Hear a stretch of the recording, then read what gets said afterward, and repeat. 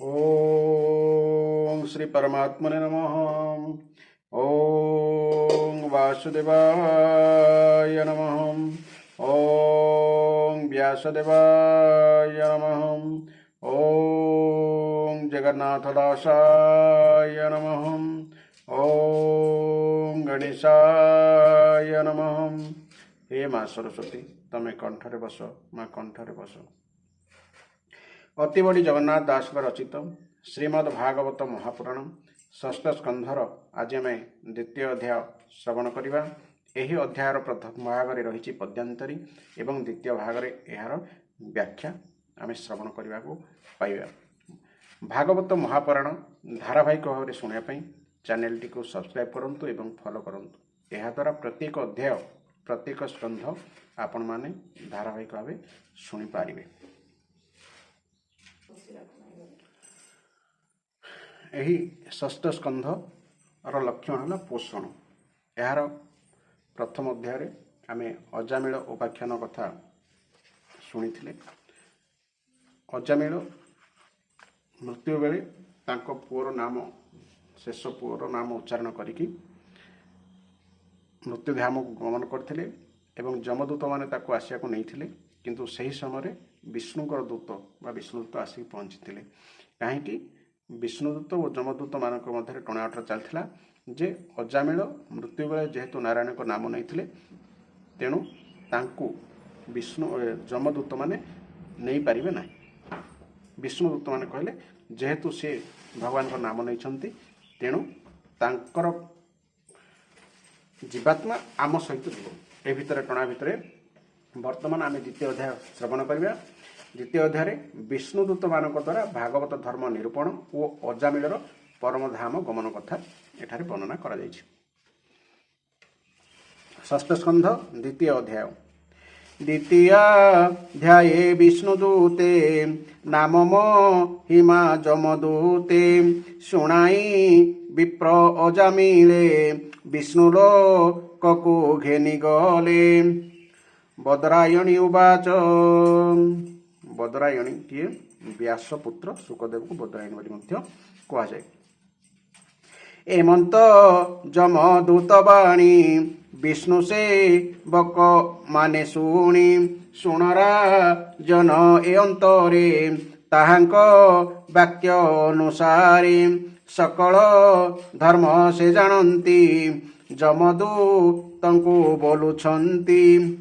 विष्णुदूता उचुहु।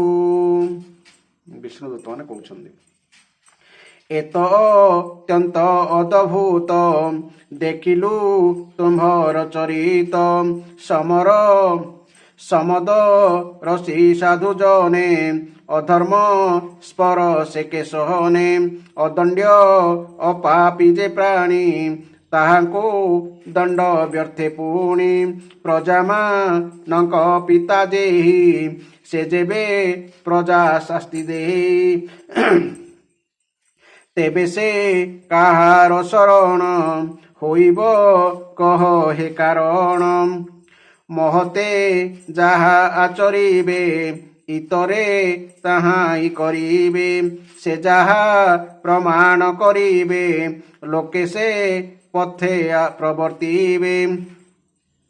जाहार अंके सिर देई निशंके जन निद्रा जाई पशुजे सने सुखे थाई धर्म धर्म न जानई मित्र सो भावे जार तहि विश्वासे आत्मा समर्पई विश्वास सर्व प्राणीकर दयापूरित जा शरीर विश्वासी प्राणी की के मनते से हिंसा करे हृदगति कोटिज मर शुभ फल कलाए द्विज अजामिल जेणुआ कूले नारायण मंगल कला उच्चारण एणुए पापी मंदकृत्य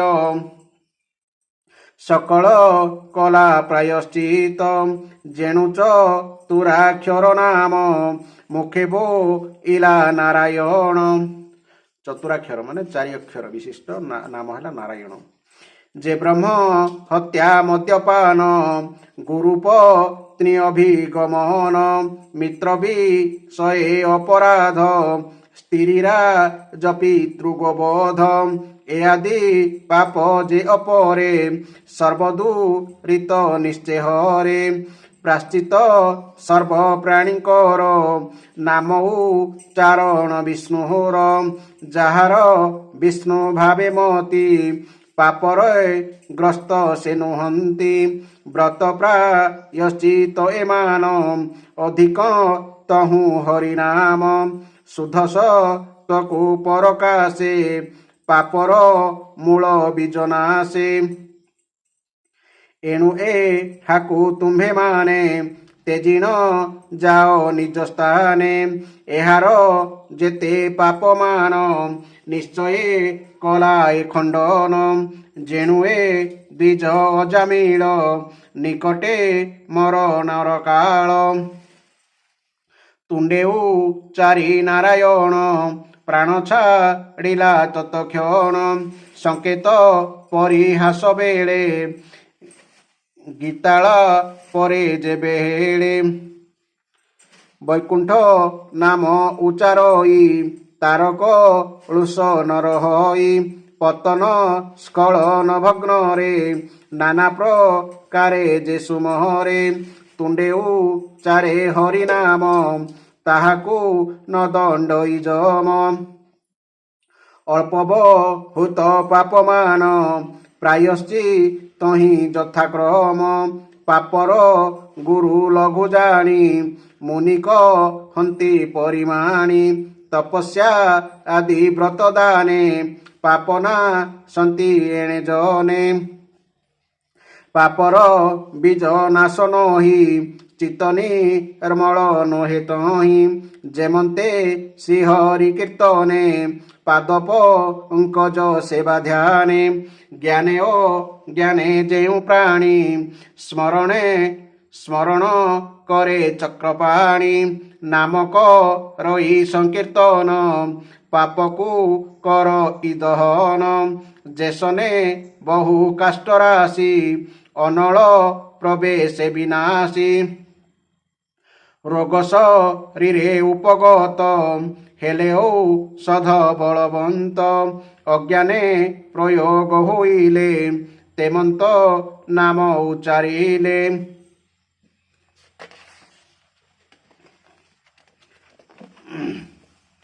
तेबे से आत्मा गुण तार से कि न करे उपकार आमर भगवान एते उदार गुण मनुष्य मानक पई एते से उदारता अवलंबन करती आपण जदि शुणी ना शुणिले मध्य आश्चर्य हेबे भगवान कहते तमे जीवन में जेते पाप करुच कर अंततः मला बेले माने शेष निश्वास हो कि प्रश्वास हो चली बेले जदि मो नाम उच्चारण करिवो तेबे तमर मोक्ष गति हब अर्थात तमर गति वैकुंठ धाम को हब भगवान केते सहजरे कहीदेले जे किछि नहीं तुम मरीगले मो ना टिके नहीं जाओ तमे पार हो किंतु एते सहज नुहे कहीं मनुष्य मला बेले सबु अंग प्रत्यंग निश्चल अवस्था थाए स्मरण शक्ति ह्रास पाए किछि भी से मन रखी पारे ना एही भली परिस्थिति जेतेबेले मनुष्यटे शेष निश्वास त्याग करे बा शेष प्रश्वास त्याग करे सेतेबेले भगवान को नाम नेबा कौन सहज जी जीवन सारा केबे नहीं नथिबो भगवान को ना टिके नारायण की हरि से नाम केमती आसीबो तेणु भगवान तो कहीदेले सहज कथा किंतु ता पूर्वर मनीष को जदि अभ्यास करिथिबो मनीष जदि अभ्यास करिथिबो जेमति कि आमे बाइक टी स्टार्ट कला बेले बारंबार किक मारले कोन 5 थर 6 थर मारला परे मध्य गोटे किक रे स्टार्ट हुए सेमती मरिबा पूर्वर आमे भगवान को राम नाम जदि बारंबार बारंबार बारंबार उच्चारण करिथिबा तेबे हुए तो मृत्यु बेले भगवान को नाम कौनसी किक रे मध्य मने पड़ी पारे जहाँकि अजामिल क्षेत्र में होता सी अत्यंत भयातुर अवस्था जमंकर जेहेतु जड़े द्विज नीच कूलर स्त्री शूद्र जातीय स्त्री सहित तांकर बेश्या सहित विवाह होइथिला एवं तांकर प्ररोचनारे पड़ी पाप कर्म मध्य करिथिला एवं 10टी छुआ होइथिला। शेष छुआर नाम थिला नारायण। जेतेबेले तार शेष समय आसथिला जमर दूत माने भयंकर मृत्युर शेष समय मनीष भयंकर रूप देखिब कि भगवान सौम्य रूप देखिब ताहा मनीष उपरे निर्भर करे। तेणु जेतेबेले जमदूत मैंने आसचंती तांकर विकटाल भयंकर दृश्य देखिकी तांको सान पुओ हे नारायण बोली डाकिचंती। सेही जो नारायण उच्चारण तार ही मोक्षर कारण थिला एही अजामिल चरित कथारे। श्री शुक उवाच विष्णुदूतंक धर्मवाणी कृतांत दूत माने पुणी अजामिलकु पांशु फेई मृत्युरु देले बाहुड़ाई। जमर दूत माने गले ए सर्व जम को कहिले पाशरु मुक्त अजामिल देहल भिला तत्काल विनाशी सर्व भय तीर शिरे देइबे निकर विष्णुदूतंकु नमस्कार उछुक होइछि मनहर कथन मुख देखि तार जानिले विष्णुर किंकर। कथन मुख माने कहिबार इच्छा। तक्षणे हेले अंतर्ध्यान ताहार निकटु राजन गुण आश्रित वेद सिद्ध जे भागवत धर्मशोध जम विष्णुदूतंक वाणी गोविंद शुण विप्रशुणी। जमदूतंक वाणी अर्थात त्रिगुण युक्त वैदिक धर्म बा विष्णुदूतंक वाणी है विशुद्ध भागवत धर्म।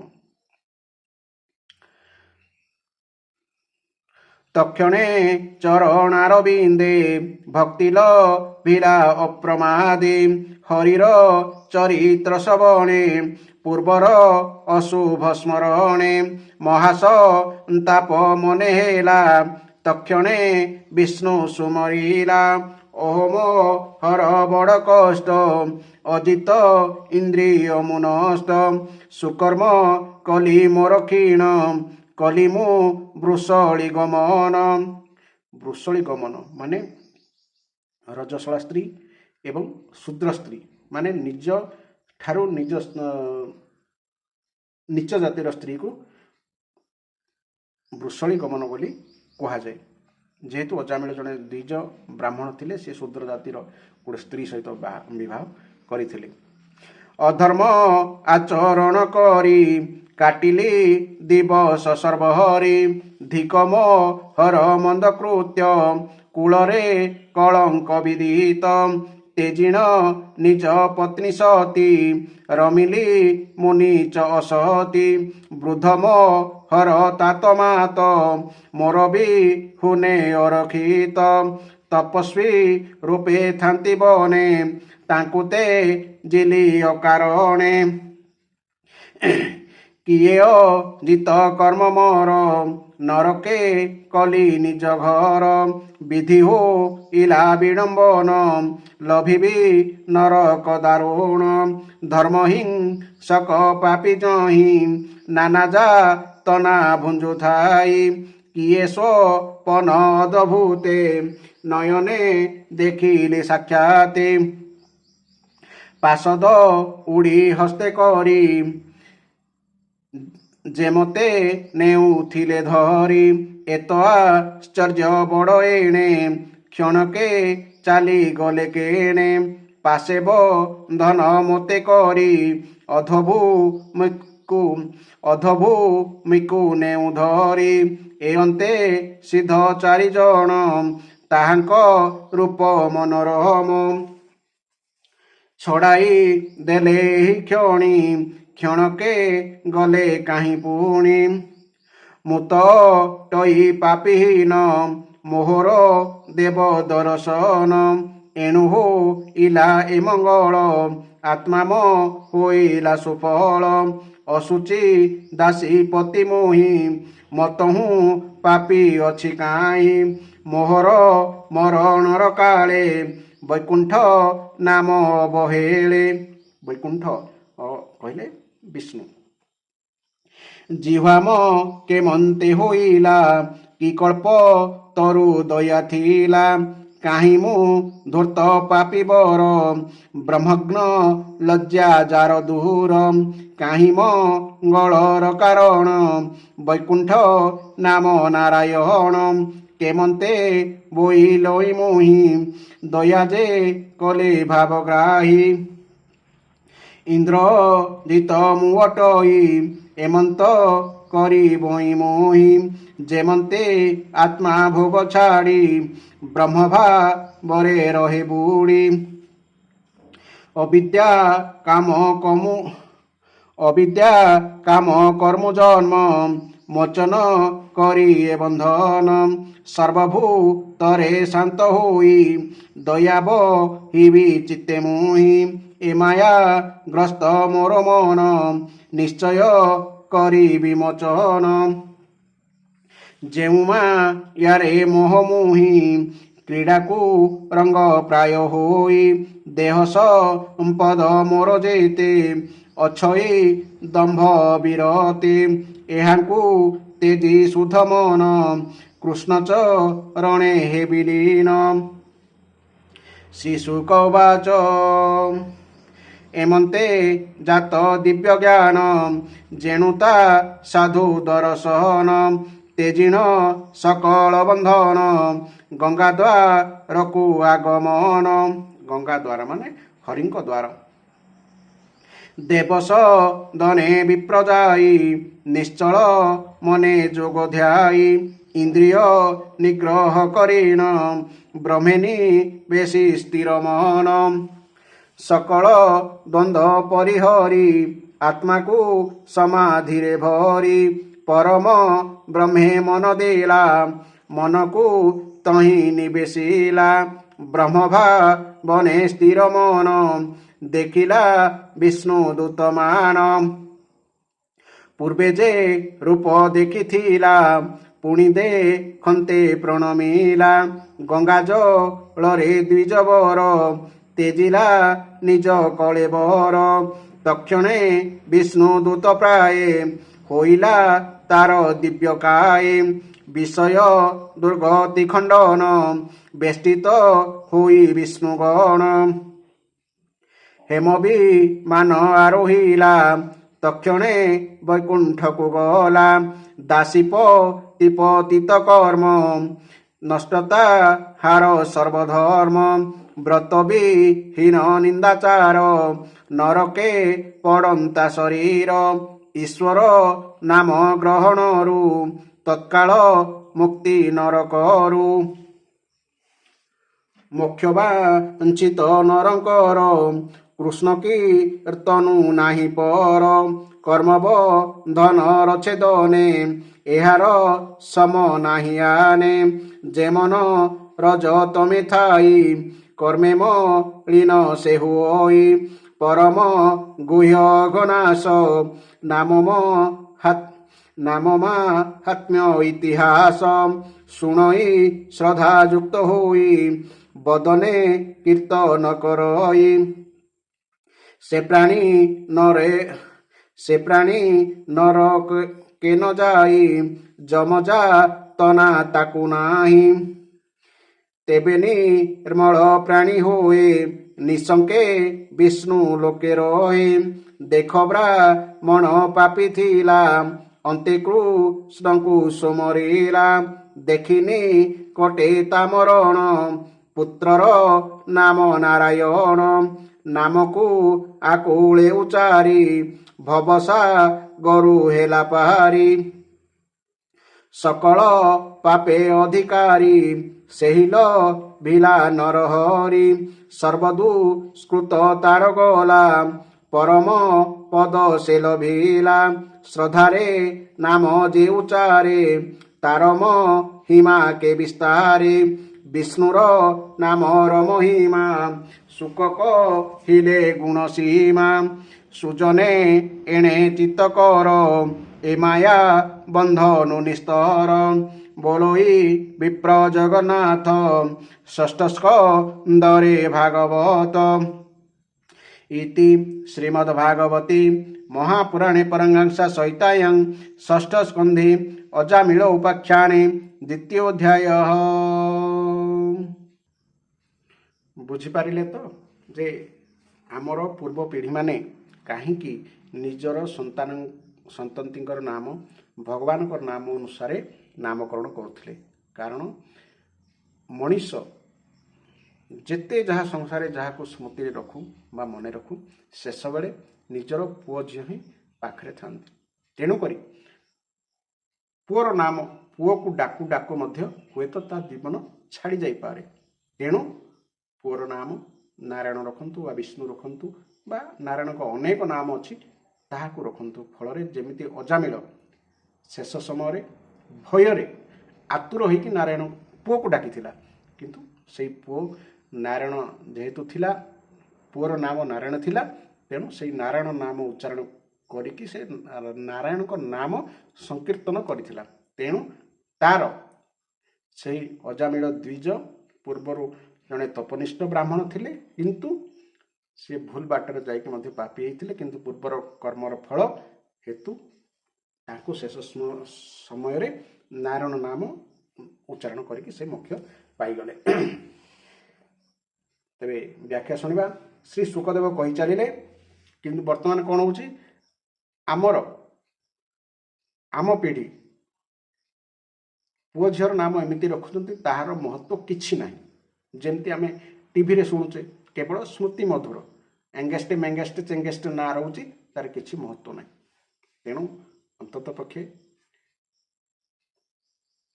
आम तो दिने ना दिने मरिबा वार्धक्य स्पर्श करिवो। अंतत पक्षे समस्ते यह अनुभव करिकि निजर पुत्रर नाम भगवान नाम अनुसार नामकरण करंतु। श्री शुकदेव कही चले हे परीक्षित भगवान नीति निपुण और धर्मर मर्मज्ञ पार्षद माने जमदूत मानकर यही वर्णना शुणी कहले। भगवान पार्षद माने कहले हे जमदूतगण बड़ आश्चर्य और दुखर विषय जे धर्मज्ञ मानक सभारे अधर्म प्रवेश कर जाउछि। कारण सेठारे निरपराध और अदंडनीय व्यक्ति मानक अଯଥା दंड दिया जाउछि। जेउ माने प्रजांकर रक्षक शासक समदर्शी और परोपकारी जदि से माने मध्य प्रजांक प्रति विषमता प्रदर्शन करिवे तेबे प्रजा भला आउ काहार शरण नेबे। महते जहा आचरिबे इतरे ताहा ही करिवे। अर्थात बड़ लोक जहा करिवे छोट माने देखिकी ताहा ही करिवे। अर्थात सत्पुरुष माने जेपरी आचरण प्रदर्शन करती साधारण लोके ताहा देखि सही परी आचरण करती। सत्पुरुष माने निजर आचरण द्वारा जो कर्म को धर्म अनुकूल बोली प्रमाणित कर दियंती साधारण लोके ताहा अनुकरण करने को लागंती। साधारण लोके तो पशुंक परी सेमाने धर्म और अधर्मर स्वरूप कौन ताहा न जानी केवल कौनसी सत्पुरुष को विश्वास करी तांकरी कोଳରେ मथा रखी निर्भय और निश्चित शोई पड़ती। जे प्राणी मानकर अत्यंत विश्वास पात्र एवं निजर हितैषी बोली जानी जहांक निकटरे अज्ञानी प्राणी माने मित्र भाव में आत्मसमर्पण कर देथांती सेभଳି दयालु सत्पुरुष से अज्ञानी जीव मानक प्रति विश्वासघातकता करिबाटा कौन उचित हेबो। हे जमदूतगण यही अजामिल कोटि कोटि जन्मर पाप राशि पाई संपूर्ण प्रायश्चित कर सारी। कारण जे कौनसी प्रकार हेउना कहीं ए तो भगवान परम कल्याण बा मोक्षप्रद नाम उच्चारण करिछि ता नुहे। ए जेतेबेले नारायण एही चारि अक्षर उच्चारण करेला सेतिकी बेलू एही पापीर सकल पापर प्रायश्चित होईगला। चोर मद्यप मित्रद्रोही ब्रह्मघाती गुरुपत्नीगामी तथा एही पापी मानकर संसर्गी एवं स्त्री राजा पिता और गुरुंकर हत्याकारी एपरी जे केही मनुष्य जेते बड़ पापी होइथाउ ना कहीं भगवान नाम उच्चारण ही हेउछि ताहार समस्त पापर सबुठार बड़ प्रायश्चित। कारण भगवान नाम उच्चारण करदेले मनुष्यर बुद्धि भगवान गुण लीला और स्वरूप मजी जाए एवं ता प्रति स्वयं भगवान आत्मता आसी जाए। शास्त्र कहला तमें जहाँ को हत्या करुच कर जदि मला बेले मो ना नहीं मरी तेज मोक्ष पाइज। आज्ञा एत शास्त्र कहला सत किंतु एत सहज नुहे जे आपणकर नामटा भगवान नामटा उच्चारण करें कहीं आपणकर पाप मन प्रायश्चित जीव।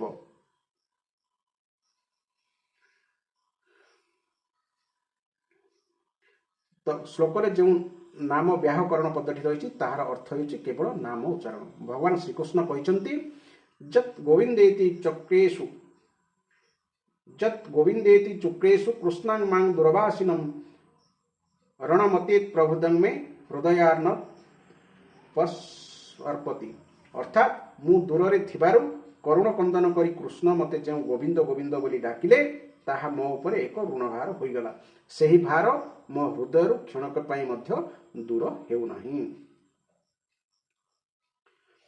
बड़ बड़ ब्रह्मवादी ऋषि पापर प्रायश्चित निमंते कुच्छ चंद्रायण आदि बहु प्रकार व्रतर व्यवस्था करिसंती, किंतु भगवान विभिन्न नाम और सेसबुर सम्मिलन रे रचित विभिन्न पद गीत बा छांद उच्चारण कले गान कले पापराशि से जेपरी समूले नष्ट हो जाए, उपरोक्त प्रायश्चित बा व्रत द्वारा सेपरी समूले नष्ट हुए नाही। भगवान विभिन्न नाम कौन? भगवान जो गोविंद राम कृष्ण हरि नारायण इत्यादि नाम रही से गोटे उच्चारण करदेले ताहा अंत काल शुद्धि निमंते बा सकल पापर निवृत्ति निमंते यथेष्ट हो जाए। नाम रहित नाम सहित नमः नमामि इत्यादि क्रिया जोड़िबार कौनसी आवश्यकता नाही। नाम पदरे बहुवचन प्रयोग अभिप्राय है भगवान अनेक नाम मध्यरु जे कौनसी नाम संकीर्तन कर जाई पारे।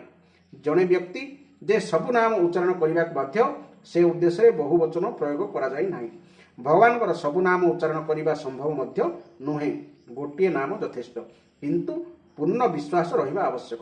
विश्वास अभाव एवं नाम उच्चारण करने सत्वे पुनः पुनः पाप करुठारु नामर शक्ति अनुभव हेउ नाही। जदि प्रायश्चित करिया परे मध्य मन पुणी थरे कुमार्ग रे जाए बा पाप आड़ को धाए तेबे बुझिबा को हेबो जे संपूर्ण प्रायश्चित होई नाही। तेणु जे पाप कर्मर तथा पाप वासनार समूल विनाश करने को चाहती तांको पक्षे भगवान नाम गान करने ही सर्वोत्तम, कारण यह द्वारा चित्त सर्वथा शुद्ध होता है। तेणु हे जमदूत गण तुमे माने अजामिल को नियो नाही, से सकल पापर प्रायश्चित करि सारिछि, कारण से मृत्यु समय भगवान नाम उच्चारण करिछि।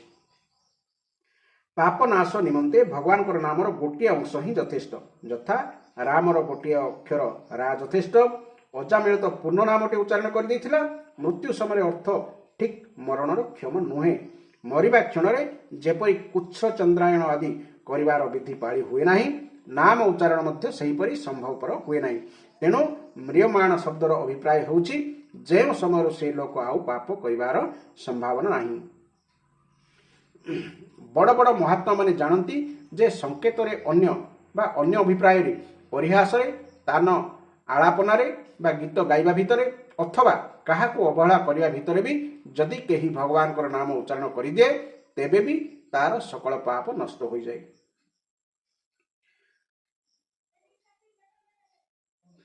जे तले पड़गला बेले गोड़ खसीगला बेले कौनसी अंग भांगीगला बेले साप मारिदेवा बेले निआरे पोड़ीजा बेले आघात लगिया बेले अनन्य पाय होई हरि हरि कहीदिए से मध्य जमजातनार पात्र हुए नाही। महर्षि माने जानी सुनी बड़ पाप निमंते बड़ और छोट पाप निमंते छोट प्रायश्चितर व्यवस्था करिसंती। सही तपस्या दान जप आदि प्रायश्चित द्वारा जे पाप नष्ट हो जाए एथिरे संदेह नाही, किंतु सेतिकिरे तार पाप कलुषित हृदय निर्मल हुए नाही। मात्र भगवान चरण सेवा कले कलुषित हृदय शुद्ध हो जाए। हे जमदूत गण जानतर हेउ कि अजाणतरे हेउ जाळेणी द्रव्य सहित अग्निर संजोग होइगले जेपरि जाळेणी द्रव्य पड़ी भस्म हो जाए, ठीक सेहीपरि जानी जानी हेउ कि अजाणतरे हेउ भगवान नाम उच्चारण बा नाम संकीर्तन करदेले मनुष्यर सकल पाप भस्म हो जाए। महाशक्तिशाली औषधर गुण न जानी मध्य ताहा पान करदेले जेपरि पान करिथवा लोक उपरे ताहार प्रभाव पड़ जाए, सेहीपरि न जानी भगवान नाम उच्चारण कले मध्य भगवत नाम तार फल देइथाए। अग्नि बा अमृत परि वस्तुर स्वाभाविक शक्ति जेपरि सही वस्तु को व्यवहार करुवा लोकर श्रद्धा को अपेक्षा करे नाही, नाम मध्य ठीक सही भली। तेणु कहा जायछि हरिहरति पापानि दृष्ट चितेरपि स्तुतः अनिच्छायामि संस्पृष्ट दहत्येव हि पावक। अर्थात अजाणतरे बा अनिच्छारे छुईदेले मध्य ଅଗ୍ନି ଯେପରି ହାତକୁ ପୋଡ଼ିଦିଏ, ଦୁଷ୍ଟଚିତ୍ତ ମନୁଷ୍ୟ ଦ୍ୱାରା ମଧ୍ୟ ହରିଙ୍କ ନାମ ସ୍ମରଣ କରାଗଲେ ଶ୍ରୀହରି ସେହିପରି ତାର ପାପ ହରଣ କରିନିଅନ୍ତି। ଭଗବାନଙ୍କର ନାମ ଉଚ୍ଚାରଣ ଯେ କେବଳ ପାପକୁ ହିଁ ଦୂର କରେ, ଅନ୍ୟ କୌଣସି ଫଳ ଦିଏ ନାହିଁ, ଏଭଳି ଭାବିବା ଭୁଲ।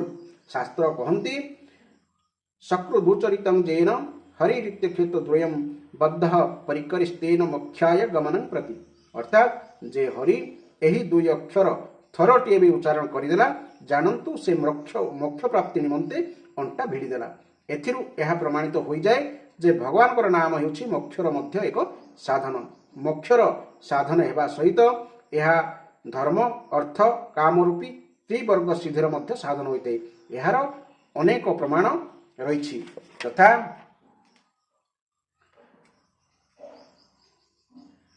ଯାହାଙ୍କର ଜିଭ ଉପରେ ହରି ଏହି ଦୁଇ ଅକ୍ଷର ବିଦ୍ୟମାନ, ସେ ଗଙ୍ଗା, ଗୟା, ସେତୁବନ୍ଧ, କାଶୀ ବା ପୁଷ୍କର ତୀର୍ଥକୁ ଯିବା ଅନାବଶ୍ୟକ।